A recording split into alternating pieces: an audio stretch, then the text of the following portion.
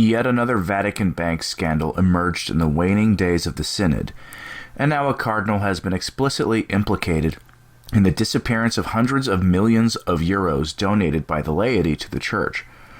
Part of me is tempted to say, no big deal, right? Just another day in Francis' church. But in reality, these stories are important because they are the canary in the coal mine for the corruption in the church. The sad fact of the matter is this: we've had corruption in the Vatican Bank since practically it was founded. If anything, Vatican Bank corruption is the norm in Rome and has been since at least the 1960s.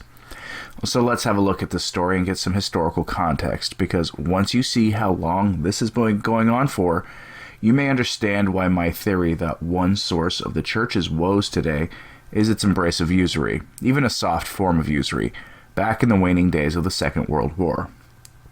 The most recent iteration of the continuing and never-ending corruption story of the Vatican Bank features a return of Uncle Ted McCarrick. The Catholic News Agency broke the story initially. They report that in 2015, the Secretary of State Office of the Vatican purchased an Italian dermatological hospital, using Papal Foundation funds with the assistance of McCarrick. Remember that the Papal Foundation was McCarrick's pet project and had been founded during the papacy of John Paul II to raise money from wealthy Catholics to support the missions of the Holy Father. For the meat of the story, I'm going to quote CNA's piece directly. Quote, according to media reports and news sources, Cardinal Angelo Becciu and Cardinal Giuseppe Versaldi have been key players in a complicated series of transactions that financed the Vatican Secretariat of State's 2015 acquisition of the hospital, which had collapsed under large-scale acts of theft and money laundering that led to the imprisonment of its president. Multiple sources in the United States and in Rome have confirmed to CNA that then Archbishop Becciu was responsible for organizing a concerted effort by other Vatican officials and American cardinals, including then Cardinal Theodore McCarrick, to pressure the board of the U.S.-based Papal Foundation to approve a grant of 25 million euros in 2017. Although the American donors were told the money was to ease a temporary cash shortage at the IDI hospital, sources in the administration for the Patrimony of the Apostolic See, the APSA, and the Papal Foundation told CNA that the true purpose of the loan was to help remove a 50 million euro debt from APSA's books. End quote. According to the report, the Vatican Secretary of State funneled Papal Foundation funds through a religious order to pay for the hospital and to attempt to prevent it from collapsing. The funds were originally requested from the assistance of Cardinal Donald Wuerl, one of McCarrick's closest buddies, who was reportedly shocked to learn that McCarrick being a wolf in sheep's clothing. This act, using Papal Foundation funds to try to save an ailing hospital, was a misappropriation of funds that were then used irresponsibly for purposes that had little to do with the mission of the Petrine office. Even better is that the president of the hospital now sits in jail for embezzlement and other corruption charges.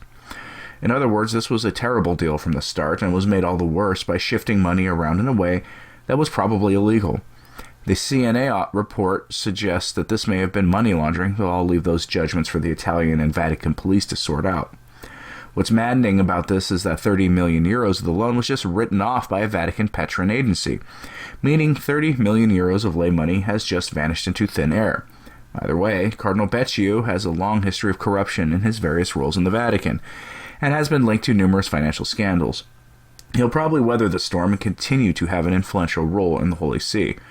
At present, he is head for the Congregation of the Causes of the Saints.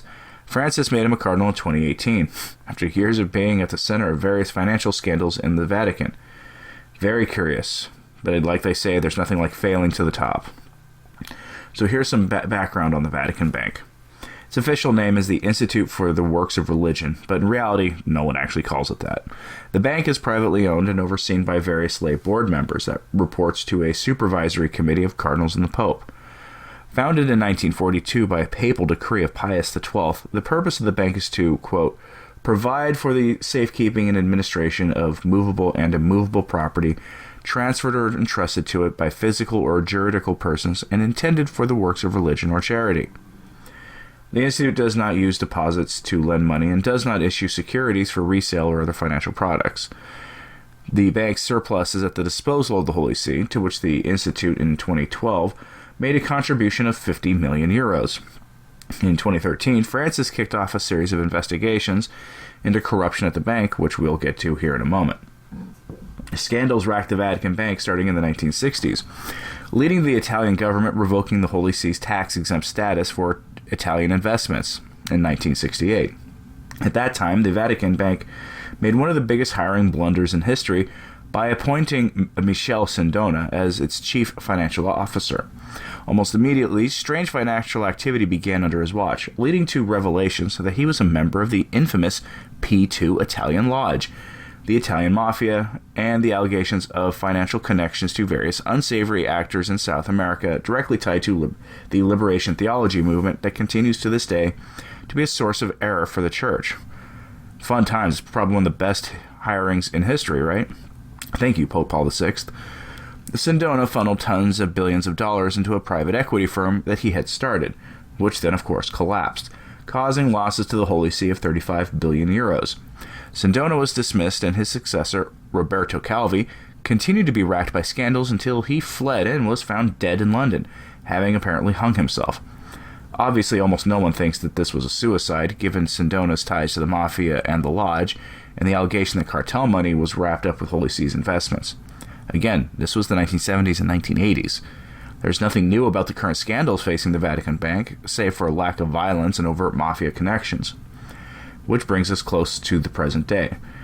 After decades upon decades of scandal at the Vatican Bank, Francis appointed a familiar name to investigate and reform the bank, a member of his so-called C9, Cardinal Pell.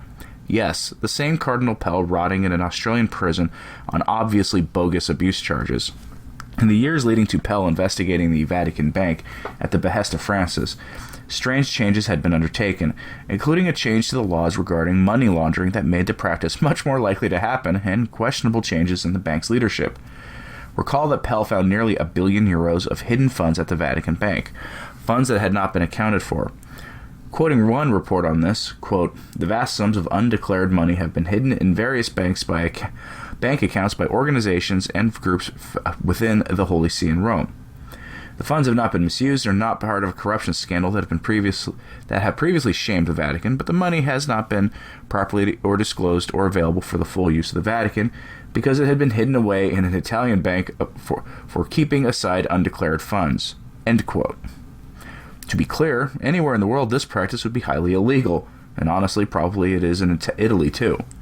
In 2015, the new head of the bank suddenly resigned after his computer was hacked, which directly led to the VatiLeaks scandal that implicated American political figures in an attempt to corrupt the Catholic Church, calling it a Catholic Spring. And that's all interesting too, but here's the rub about Pell. He was dismissed shortly after finding new sources of revenue for the bank in, you guessed it, real estate in Rome, which by necessity would have had him digging into the finances and regulatory practices of the Vatican Bank. He was dismissed and sent packing. Almost immediately, decades-old allegations against Pell resurfaced, which were impossible to prove or to disprove, leading some, including myself, to speculate that Pell got far too close to the sources of financial scandals and corruption in the Vatican Bank that reached to the highest echelons of Vatican power. Thus, we have the real scandal, one that no one really wants to talk about. The Vatican Bank has been at the heart of papal corruption in this pontificate, and has been possibly the central source of corruption in the Holy See since the 1970s. That is a scandal, and no one really wants to talk about it. If this latest scandal proves anything, though, it proves that Francis will give promotions to people after they've been implicated repeatedly in serious scandals. But, we knew that already. There's nothing new in this pontificate, and I doubt any serious charges will be fired against the current cardinals at the heart of the latest iteration of the Vatican Bank scandal. But let me know what you think in the comments below. Thank you for listening. I am Anthony Stine. Ave Maria.